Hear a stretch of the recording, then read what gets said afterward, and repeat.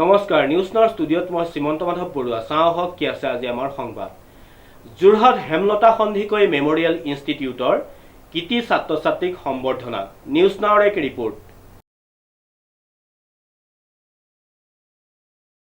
সাংস্কৃতিক তথা শৈক্ষিক নগৰী যোৰহাট চহৰস্থিত এখন শিক্ষানুষ্ঠান হেমলতা সন্ধিকৈ মেমৰিয়েল ইনষ্টিটিউটৰ কৃতি ছাত্ৰ ছাত্ৰীসকলক এটি বিশেষ অনুষ্ঠানত জনোৱা হয় সম্বৰ্ধনা। এইখন আপুনি কোৱাৰ দৰে 1965 চনতে এষ্টাব্লিছ কৰা হৈছিলে হেমলতা সন্ধিকৈ ইনষ্টিটিউট। সকলোৱে জানে কৃষ্ণকান্ত পণ্ডিত ছাৰে এখন প্ৰতিষ্ঠা কৰিছিল। এইখন স্কুলত ক'বলৈ গ'লে ময়ো ইয়াৰ পৰাই পাছ কৰা বহুত বছৰ আগত।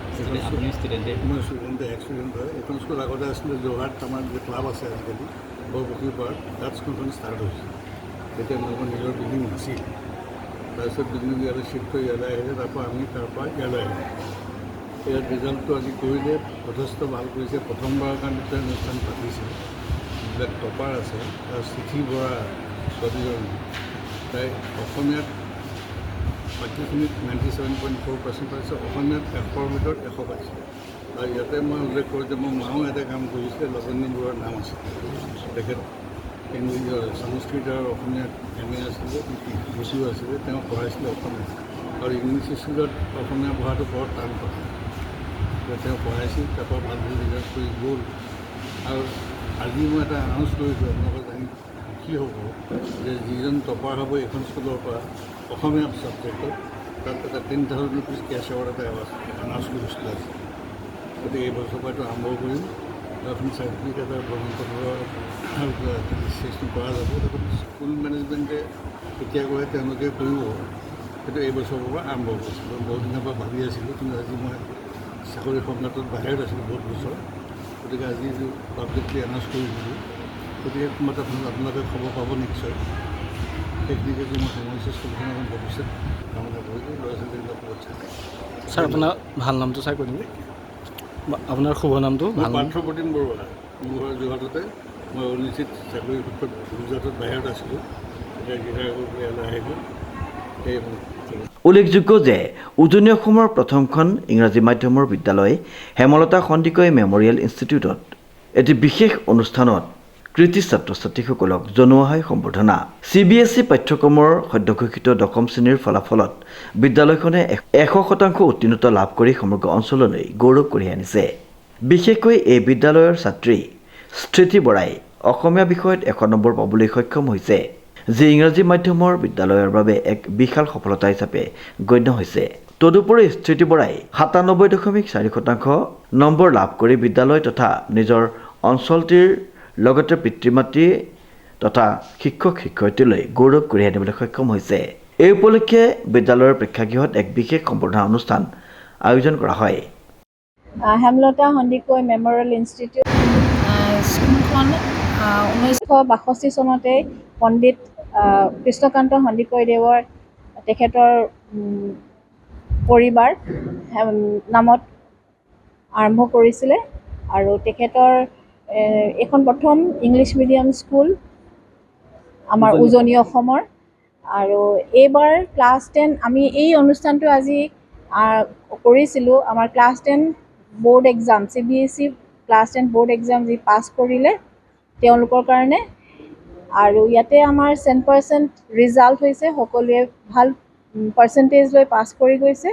তাৰে আমাৰ হায়েষ্ট পাৰ্চেণ্টেজ হৈছে স্থিতি বৰাই পাইছে, তেখেতৰ পাৰ্চেণ্টেজ 97.4%।